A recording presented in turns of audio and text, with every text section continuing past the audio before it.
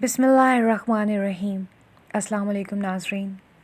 आज शेयर करूँगी आपके साथ एक ऐसी कहानी जिसे सुनकर आपका दिल ज़रूर खुश होगा। एक शख्स अक्सर एक बूढ़ी औरत से अनार ख़रीदा करता था। वज़न व पैमाइश और कीमत की अदायगी से फ़ारिग होकर वो अनार को चाक करता और एक दाना अपने मुंह में डाल के शिकायत करता कि ये तो खट्टे हैं, और ये कह के वो अनार इस बूढ़ी औरत के हवाले कर देता।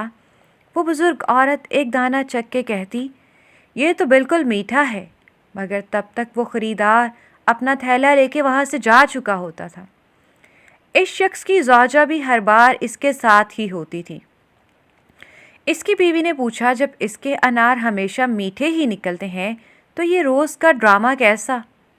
इस शख्स ने मुस्कुरा के जवाब दिया, वो बूढ़ी माँ मीठे अनार ही बेचती हैं, मगर गुर्बत की वजह से वो ख़ुद इसको खाने से महरूम है। इस तरकीब से मैं इनको एक अनार बिला किसी कीमत के खिलाने में कामयाब हो जाता हूँ। बस इतनी सी बात है। इस बूढ़ी औरत के सामने एक सब्ज़ी फ़रोश औरत रोज़ाना ये तमाशा देखती थी। सो वो एक दिन पूछ बैठी, ये आदमी रोज़ाना तुम्हारे अनार में नुक्स निकाल देता है और तुम हो के हमेशा एक ज़ायद अनार वज़न करती हो, क्या वजह है?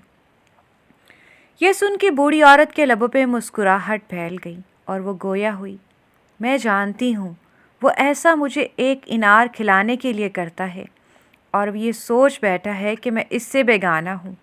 मैं कभी ज़्यादा वज़न नहीं करती। ये तो इसकी मोहब्बत है जो तराजू के पल्ले को बोझल कर देती है। मोहब्बत और एहतराम की मुसरतें इन छोटे मीठे दानों में पन्हा है।